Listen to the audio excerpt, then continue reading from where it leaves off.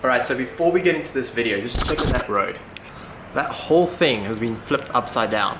It's actually pretty cool to have a drawbridge so close to you. You get to see the boats coming up and down.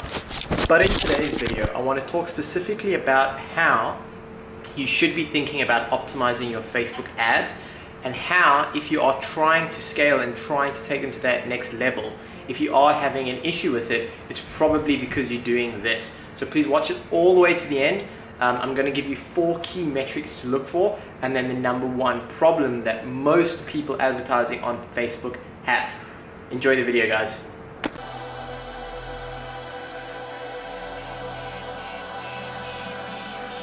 Hey guys, hope you enjoyed that little bit of an intro. I was just about to record this and then I saw the bridge going up and down. But aside from all the jokes, I'm going to make this video fairly short because I just want to get to the point, because a lot of people seem to be doing this with Facebook ads, and although it is a skill which has a process just like everything else, and you need to learn it and go through that learning phase, there's certain things that Facebook has put in there to be to their advantage, and then there's other stuff which is just 100% irrelevant to what you're doing. And I see a lot of people, number one, not setting up their columns. The amount of people that are trying to run ads without having the correct columns amazes me. Alright, that's not the point of this video, but I have done a previous video on it, so if you haven't set up your columns and you don't even know what I'm talking about, you should either watch my free playlist or just that video on columns.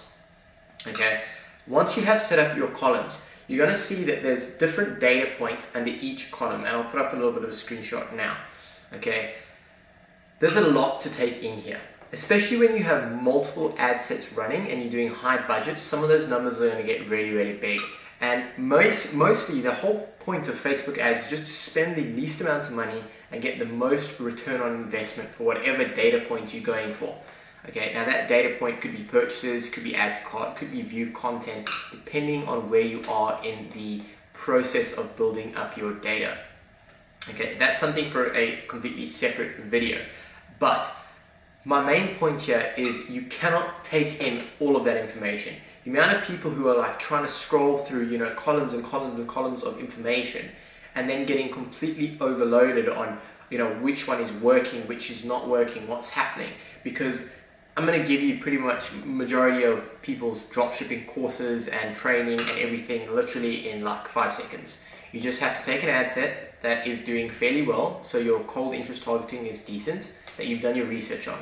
You then need to break it down by certain variables, duplicate them and make the changes. Those variables could be age, it could be gender, it could be country, demographic, depending on what you're doing. Then you increase the budget and scale. You then build up data, you make lookalikes, and essentially that is how you run Facebook ads. Okay, that is it.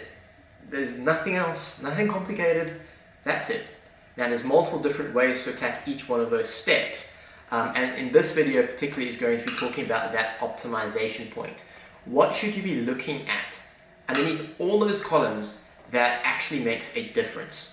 Okay, so I'm going to give you, I literally typed them out here in my notes because I wanted to make this video accurate. There are 5 things that I think you should look at every single time you manage an ad set. Okay, so yes, you should be looking at everything. Okay, you should have everything in context. But specifically, what are the top 5 columns that you should be looking at? So I'm going to go through one by one, starting now.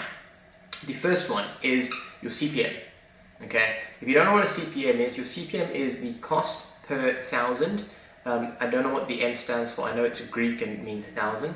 Don't ask me the word, but it's the cost to show an ad to 1,000 people. Okay, why is this important? Number one, you need to make sure that your CPM is not ridiculously high and ridiculously expensive, because then obviously you are too targeted. Alright? You also want to make sure that it's not too low, because then you're then too broad. But the main thing that you want to do is you want to watch from day to day and make sure that your CPM is trending downwards.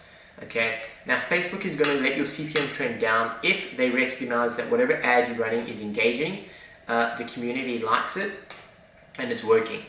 Alright, so if you do anything that has too much text in videos or anything like that, it's not going to allow your CPM to come down. And overall, you need a low CPM to reach the most amount of people to make the most profit. Alright, so you need to be keeping an eye on your CPM. The next thing is going to be your CTR, or your click-through rate. Now, this is the percentage of people that click on your ad. So let's think of an example with just a basic number, right? So 100 people see your ad and 10 people click on it. Your click-through rate will be 10%. Not very difficult, all right? Obviously that changes when your numbers get bigger and bigger and bigger. But you need to also make sure that your CTR, as you are breaking it down, optimizing and duplicating, your CTR should be climbing up. If you are making certain changes and then duplicating them, trying to narrow down to that perfect targeting objective, and your CTR is coming down, then you have a very, very big problem, because whatever changes you're making is actually making the ad worse than what it was previously. Okay, so you need to be making sure that every time you duplicate an ad set, your CTR is going up. Now, the next one depends on what type of ad you are running. If you're running a video ad, I would highly recommend that you put in the percentage watched. Okay, so the percentage watched, you can do the 10 seconds, you can also do the time, so 10 seconds watched, 20 seconds and 30 seconds. I prefer personally to do the percentage watched, but as long as you just choose one and then stick with it, that's fine.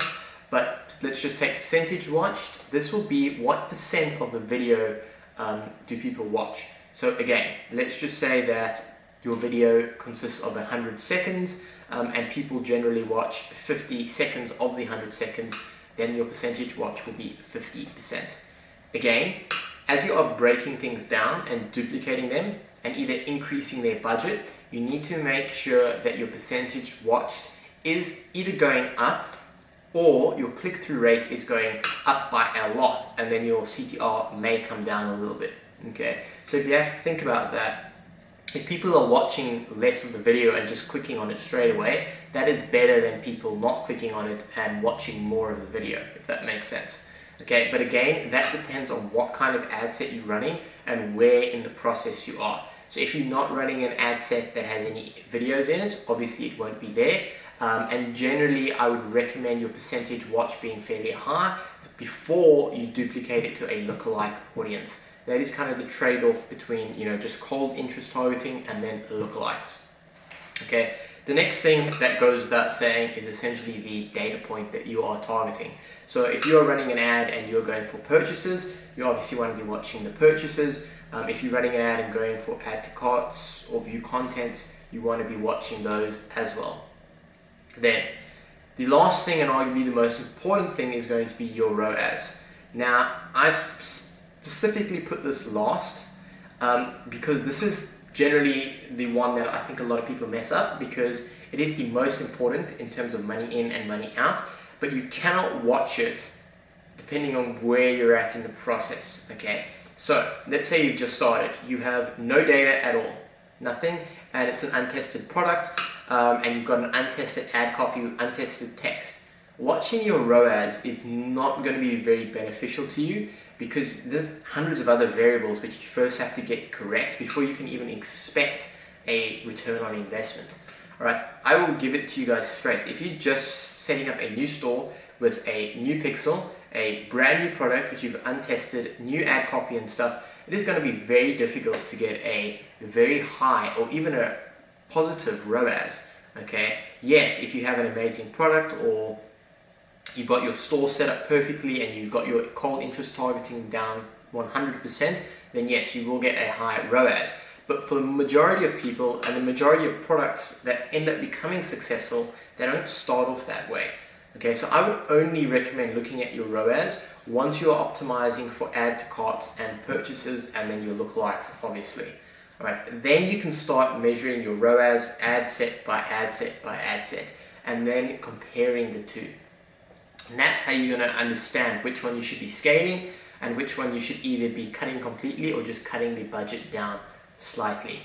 Now, just to go over it, it is your CPM, your CTR, your percentage watched, or depending on what you're kind of doing, could be your time watched, so 10 seconds, etc. Your data points, depending on what you're optimizing for, and then lastly, your ROAS. Your ROAS, I don't think I did explain it, but it's your return on ad spend. So assuming you have a 3x ROAS, if you put $1 in terms of ads, you should get $3 out, if that makes sense. Right, now I hope that helped. I know it's not the most motivational video. It's not like some cool trick, go add this to your store and do this and that. But building this skill, building Facebook as just a general skill is going to help you much more than some fancy trick or change of this color on this product page and stuff. Because a lot of this you're going to have to keep with you as you move through not just dropshipping, but if you do social media marketing or you do anything else, these skills are going to be what you have to carry around. And just having the information in your head that when everyone else is looking at things like impressions and all this other stuff, looking at what else can we look at? Even amount spent doesn't really matter as long as you are making money. Okay, so why would you be looking at amount spent, assuming it's $100, if you're getting $500 back with a 5 times return on investment? Okay, it doesn't make sense. So once you understand that you need to just look at these 5 things, you can cut down that page of just data and numbers and really start focusing on what you need to be focusing on. And at that point, if you just get good at recognizing positive trends in those 5 things and negative trends, and then capitalizing on the positive and cutting the negative, I guarantee you it will make an amazing difference in not only the progress of the ads and the rates that you can take them from just starting off to scaling pretty hard, but also I guarantee it will massively increase your conversion rate on your store. And yeah, let me know down below if that didn't make any sense. And also give me some content ideas down below on what you would like to see in videos moving forward. I am also thinking about reviewing someone's store. If that's you and you'd like me to review your store, please send me an Instagram DM, just send me the link of the store, and I will then feature it in one of the videos and we can go through it that way. But otherwise, if you haven't subscribed yet, make sure to do that. Smash the thumbs up, turn on notifications, do all of that, and I will see you guys in tomorrow's video.